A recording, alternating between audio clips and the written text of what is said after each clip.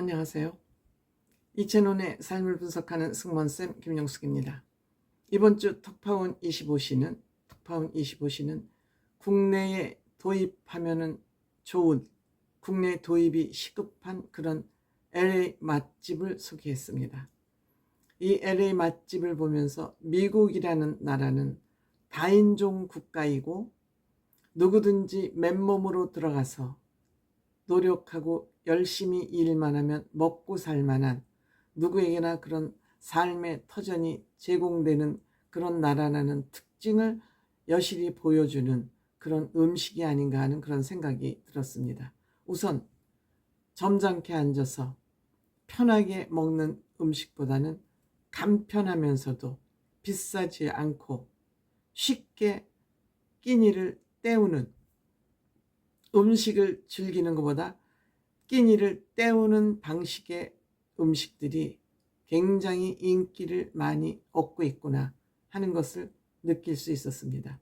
우선 가장 먼저 우리나라에 시급히 도입되어야 되는 음식 중에 첫 번째, 브런치 맛집을 찾았습니다. 여기는 팬케이크 집입니다. 전국에 한 1700개, 1800개 되는 매점을 가지고 있는 큰 프랜차이즈. 미국은 역시 팬케이크가 유명합니다. 호텔에서 먹는 팬케이크도 맛이 있고요.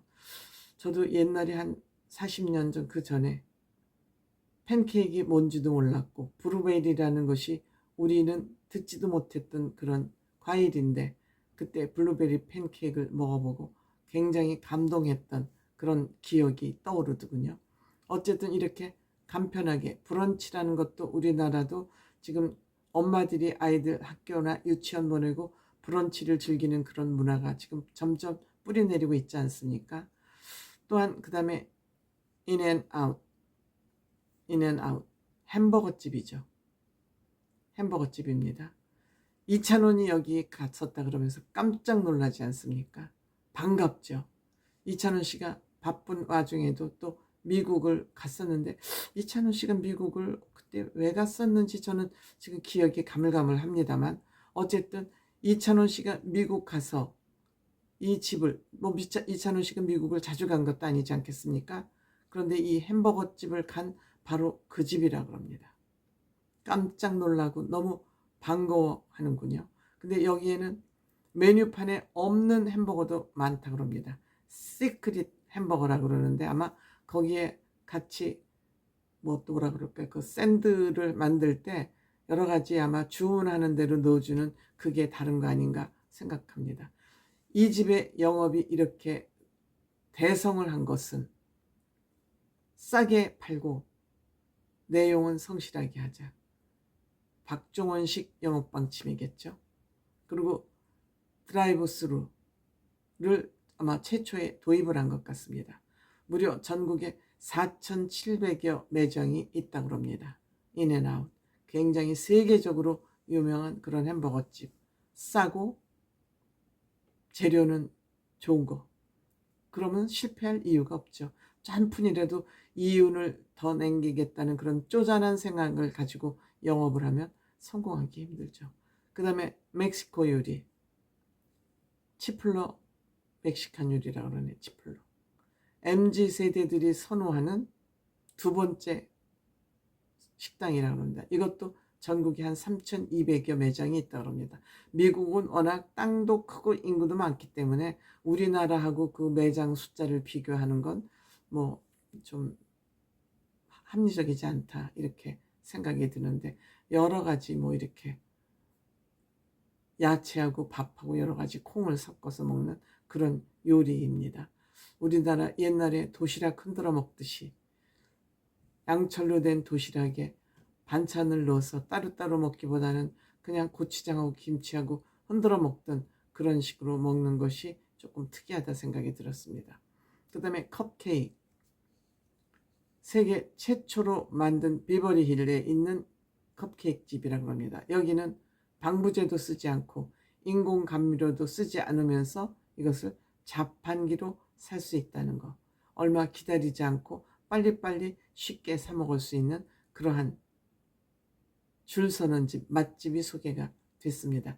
이 5개 식당 모두가 간편식입니다. 서민식입니다. 이것이 미국의 음식의 특징을 보여주는 그런 프랜차이즈 아닌가 이렇게 생각이 됩니다. 그 다음에 일본 니가다현 설국이라는 그 글을 쓴 소설을 쓴 일본 최초의 노벨상 수상자 가와바다 씨가 여기에 머물면서 그 아이디어 영감이 떠올라서 이 설국을 쓰게 됐다는데 무려 36대째 운영을 하고 있는 영업을 하고 있는 역간 경치가 기가 막히죠. 정말 눈이 많이 오고 끊임없이 오고 계곡에 눈이 쌓여 있고 역간 밖으로 그 밖을 내다보면 그 설경 아마 설국이라는 이 노벨 문학상 수상 작품이 나올 만한 그런 장소가 아닌가 생각됩니다. 일본은 나라가 남북으로 섬이 길게 걸쳐 있다 보니 참 풍광도 정말 발달된 그런 나라 아닌가 생각됩니다. 그리고 여기에 또 특별한 풍습, 신랑 던지기. 이 신랑 던지기는 아마 우리나라의 그 신랑 발바닥, 신랑을 단단하게 만드는 그런 풍습 아닌가 싶어요. 제가 보고 느낀 것은 즉 신랑 발바닥을 때리는 북어로 발바닥을 때리는 그런 풍습과 닮아 있지 않나 이제 이렇게 생각되고 볏짚 태우기 우리나라의 달집 태우기와 비슷한 거 아닌가 생각합니다. 거기에 나온 볏짚 재로 얼굴에 안갱이를 그려서 서로 바라보고 웃는 그런 축제. 뭐 젊은이들에게는 한번 해볼 만한 재미있는 축제 아닌가 이렇게 생각이 드는데 나이가 들수록 왜 저렇지? 왜 저런 걸 하지? 그리고 현실 부정인식이 많이 늘어나는 건 사실인 것 같습니다. 그 다음에 베이징은 참 신비한 생각이 들어요. 중국 하면은 이 베이징에만 인구가 2100만이 모여 산다 그럽니다. 우리나라 인구의 절반가량 조금 안 되게 베이징에 모여 사는데 겨울은 엄청 춥고 여름은 엄청 덥다 그럽니다. 나쁜 날씨죠. 여기를 둘러싸고 있는 그 베이징을 자금성을 중심으로 해서 그 주변을 둘러싸고 있는 곳곳을 우리가 잘 갈 수 없는 워낙 자금성만 해도 워낙 넓은데 들어가면 휑하고 너무 볼 것이 없습니다. 근데 그렇게 자금성이 휑한 것은 자객들이 숨을 공간을 없애기 위해서 그렇게 휑하고 썰렁하다고 그러네요. 여기 경상공원은 인공산이라고 그럽니다. 만춘정이라는 곳에 올라서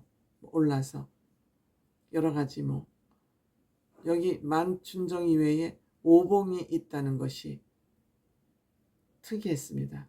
우리나라에 1월 오봉도라는 것이 있죠. 별이 있고 달과 해가 있고 봉우리가 5개 있는 그러한 임금님 뒤에 처지는 그 병풍이 1월 오봉도 아니겠습니까? 아마 이것도 중국에서 우리가 이어받은 문화가 아닌가 이런 생각이 듭니다. 여기 또 만두라 그래야 되겠죠? 만두. 난도구샹이라고 그러는데 저는 의미 없는 외국어는 잘 외우질 못해서 잘 외우지 못해요.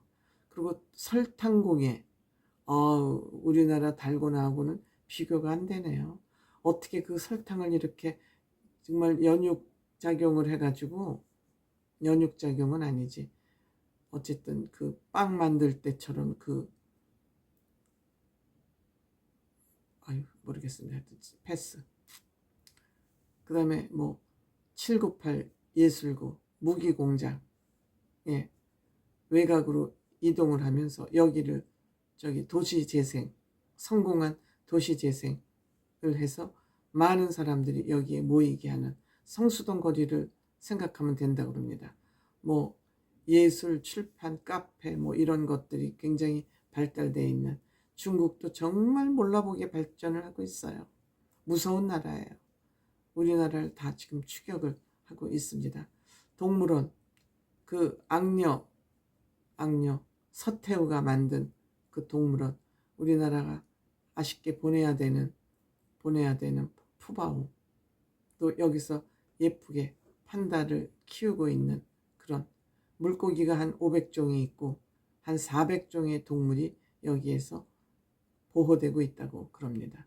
그 다음에 영국 북아일랜드, 우리나라와 같이 분단국이라고 그러죠.